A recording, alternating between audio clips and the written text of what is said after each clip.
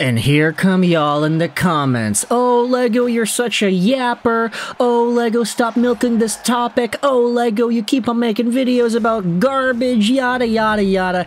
It's getting pretty outrageous, man. I got a few DMs on Twitter the other day asking me, hey, Lego, what's going on? Why does everybody hate on your content so much on Twitter?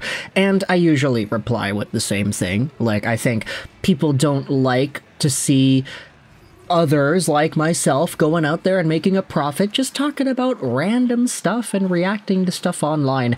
And I'll admit, it's not like I'm the biggest, most craziest, fantastic analyst of sports news in the world. I'm just a guy sitting in my computer chair, waking up sore from ball hockey yesterday, talking about whatever it is piques my interest.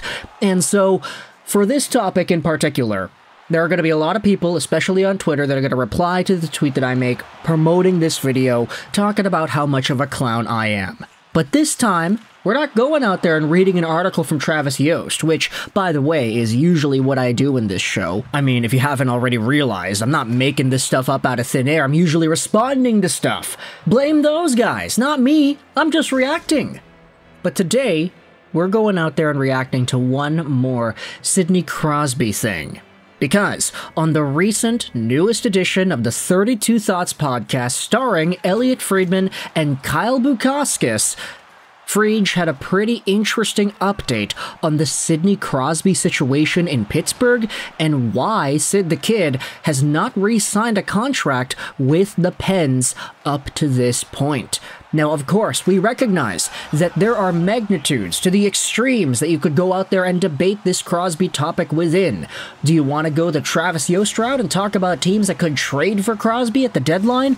Or do you want to go a little bit lighter and just kind of test the waters, see how people are going to react to this idea? Because Elliotte Friedman, on the most recent 32 Thoughts, had the thing, and I wanted to read to you this article from ProHockeyRumors.com, because what Josh Erickson does is he transcribes word for word the Friedman comments on Sidney Crosby.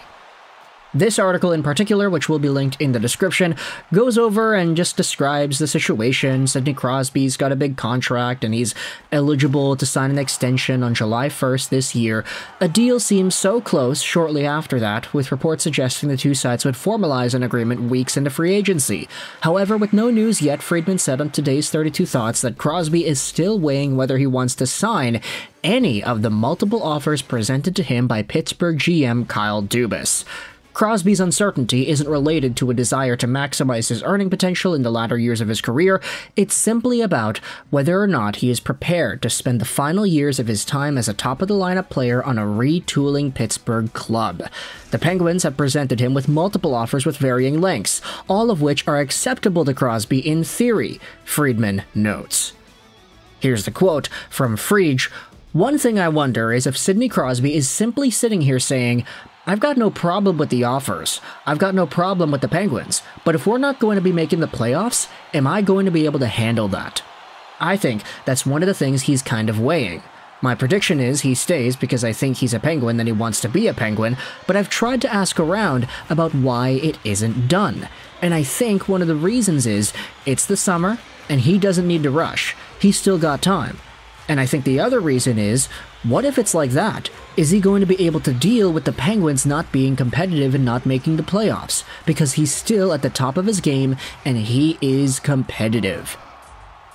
And I think when you read this, when you acknowledge these ideas from Elliotte Friedman, it's not really surprising, right? Nobody's really shocked to see that Sidney Crosby, a guy who has been just an absolute gamer his whole career, the amount of point-per-game seasons he has rivals pretty much every single name in NHL history. He's one of the best players on the planet. He's been so competitive his entire time. He's won 3 Stanley Cups, and he was a part of a Pittsburgh team that was just making the playoffs every single year. Whether you like it or not, the Penguins were a powerhouse when they had everybody at their disposal doing their thing and not kind of transitioning into a more younger, youthful team like they are right now. They've still got Crosby, Malkin, Letang, Karlsson, but still, the rest of the lineup surrounding those guys, you can see where the transition for Pittsburgh is taking place. And so the question isn't really, would Crosby be okay with the money? Would Crosby be okay with staying in the city of Pittsburgh? It's more so, would he be okay with not making the playoffs every year? He's a competitive dude, and he wants to be able to compete at the best stage. So if he's not going to be able to get that guarantee, then maybe there is a world where Sidney Crosby plays out the rest of this contract and does maybe get traded at the trade deadline for some assets. That Travis Yost article that we had talked about the other day, wherein we brought up the Montreal Canadiens as a potential trade destination, I got a lot of people in my Twitter replies just absolutely angry at me for making the videos about that stuff. And while I totally understand that people are entitled to feeling certain ways about the guys who create the content, because I had to choose what topic to go out there, choose what title to make, choose what thumbnail to make, and I'm, of course, milking the Montreal conversation because that's totally up my wheelhouse. I will say, the article that Travis Yost wrote out earlier this week does have a really interesting point.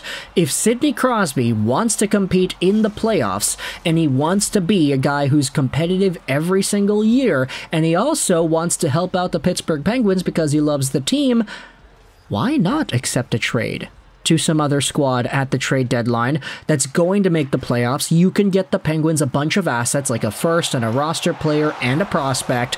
Crosby goes over to said playoff team, plays in the playoffs, maybe wins a cup, maybe doesn't, and then he pulls the Antoine Vermette and re-signs with Pittsburgh in the offseason. Heck, Sidney Crosby might be able to do that for the rest of his career. Just keep on signing one-year deals with Pittsburgh, 8.7 mil, 8.7 mil, 8.7 mil at the trade deadline. He gets traded every single year to a playoff contender, and then in the summer he always re-signs with Pittsburgh. Of course, there's going to be no NHL player in history who has exhibited that kind of continuous path, unless you wanted to talk about, let's say, David Perron always finding himself back in St. Louis. That's not as extreme though, because that happens usually over the course of multiple years. He usually has a few years here and there, then a few years in St. Louis, and then a few years here and there, and then a few years in St. Louis. Perron's always coming back. Why can't Crosby do the same thing, except to a more extreme magnitude? 1 year in Pittsburgh, ends off the year somewhere else. Re-signs in Pittsburgh, ends off the year somewhere else. And every single time the Penguins can get assets for Crosby because he's Sidney Crosby. And he's going to continue to be good pretty much until he retires, which might not even be within the next few years after all. Sidney Crosby has an opportunity to maybe do something that an NHL player has never done before. Just continuously farm assets for the team that he is committed to, whilst also being a part of a playoff contender every single year. That, I think, is like the most extreme version of Sidney Crosby maximizing his potential and maximizing his winning capabilities in this stage of his NHL career.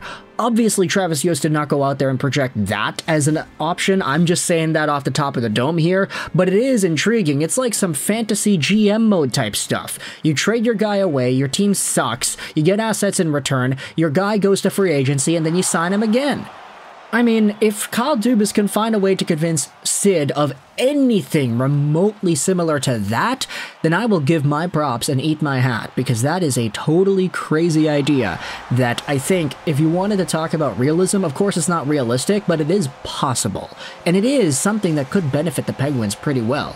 So let me know your thoughts in the comment section below about this Elliotte Friedman Sidney Crosby update as to why Sid the Kid has not re-signed. Friedge does, to his credit, say at the end that he'll predict that Sidney Crosby re-signs with Pittsburgh because it's Pittsburgh. He wants to stay in Pittsburgh. Sure, he might have to debate internally whether or not he would be okay with not winning for the next few years.